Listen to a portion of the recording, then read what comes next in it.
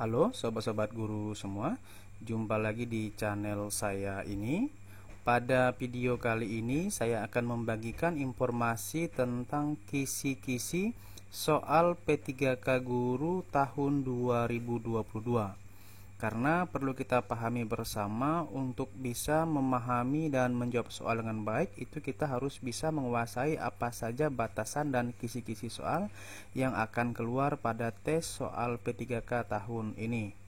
Kemudian juga saya akan membagikan seperti apa bobot soal untuk P3K Guru tahun ini.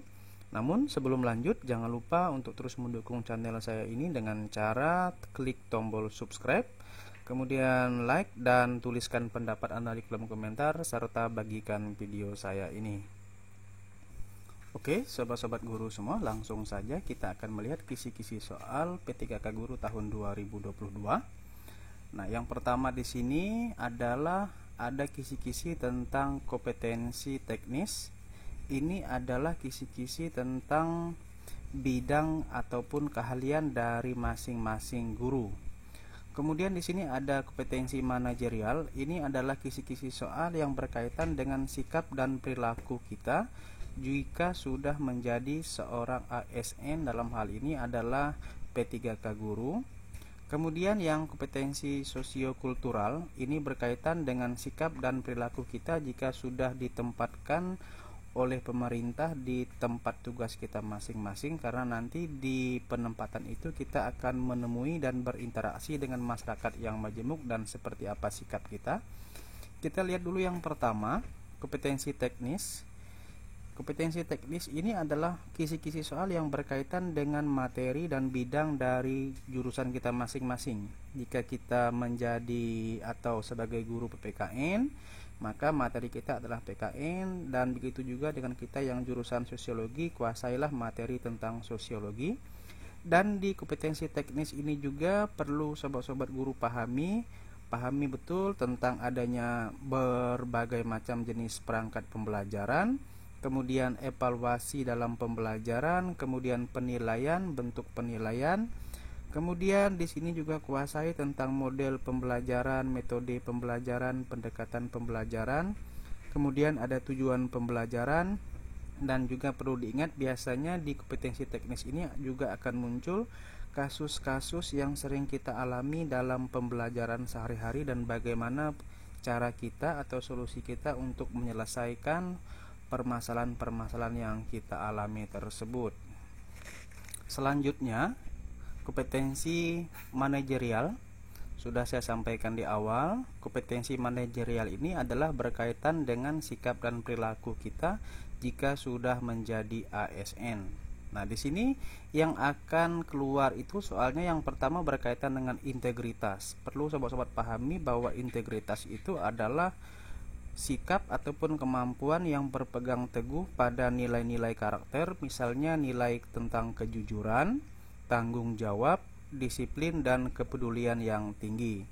Kemudian di situ juga ada terkait dengan kerjasama. Kerjasama ini sama dengan kita bekerja sama baik dengan sesama guru, dengan siswa ataupun peserta didik, dan masyarakat. Kemudian ada orientasi pada hasil. Ini merupakan sikap kita dalam menyelesaikan tugas tepat waktu, kemudian sikap kita yang dapat dihandalkan, kemudian bertanggung jawab dengan tugas, dan bisa memperhatikan sebuah rencana sehingga nanti kita bisa melihat mana yang disebut resiko dan mana yang disebut dengan peluang. Kemudian ada komunikasi. Komunikasi ini adalah sikap kita dalam memberikan sebuah informasi baik sebagai penyampai maupun penerima pesan sehingga kita layak menjadi ASN yang profesional.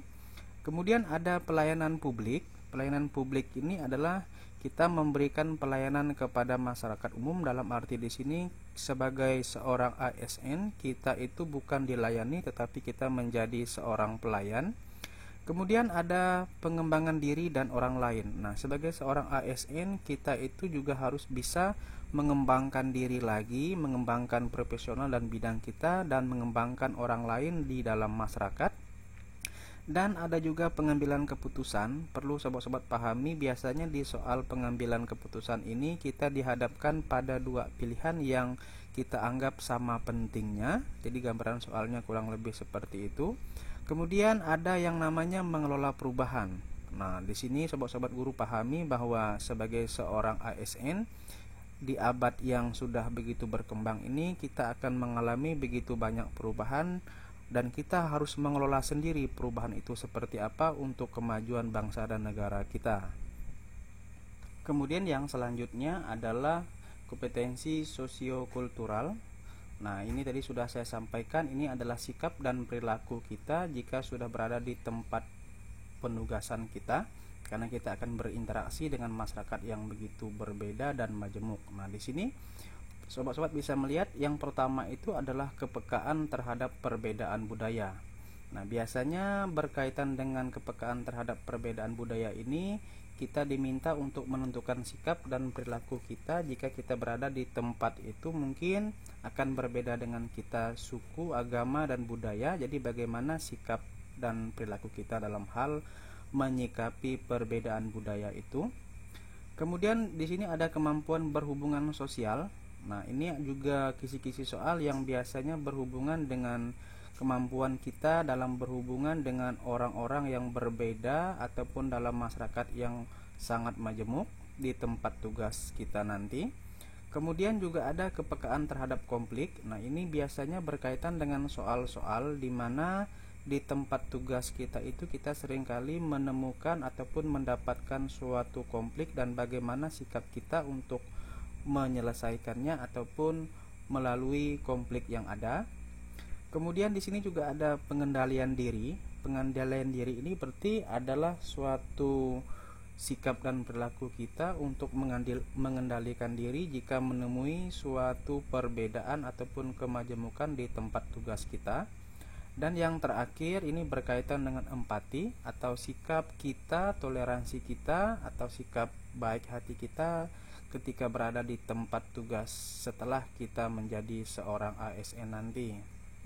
Nah, sobat-sobat semua, untuk bagaimana gambaran soalnya silahkan sobat-sobat semua nanti bisa menonton di video saya yang berikutnya. Selanjutnya kita akan melihat bobot soal P3K Guru tahun 2022. Nah, di sini yang pertama ada soal kompetensi teknis. Ini biasanya jumlah soalnya itu antara 80 sampai dengan 100 soal. Ini adalah tergantung dari bidang studi kita masing-masing. Biasanya kalau untuk jenis soal yang ada hitungan ataupun ada eksaknya, itu biasanya soalnya kisarannya 80, sedangkan yang soal non eksak itu biasanya kisaran soalnya itu berjumlah 100 dengan waktunya itu 120 menit. Dan di sini sobat-sobat pahami bahwa bobotnya itu sampai 60% dari kompetensi teknis. Kemudian yang kedua, yang tipe dari manajerial, ini soalnya itu sudah dipastikan dia berjumlah 25 soal dengan waktunya 25 menit. Berarti di sini satu soal itu harus dijawab selama 1 menit. Kemudian ada yang jenis sosiokultural. Ini jumlah soalnya 20 soal dengan waktunya itu hanya 15 menit. Berarti satu soalnya itu sobat-sobat guru diperlukan menjawabnya itu kurang lebih 40 sampai 50 detik. Kemudian di sini ada juga tipe pertanyaan yang berbentuk wawancara. Ini soalnya itu berjumlah 10 dengan waktu menjawabnya juga 10 menit. Dan dari ketiga ini, manajerial, sosiokultural, dan wawancara itu bobot soalnya 40%. Oke, sobat-sobat guru semua, itu saja yang dapat saya bagikan pada video kali ini.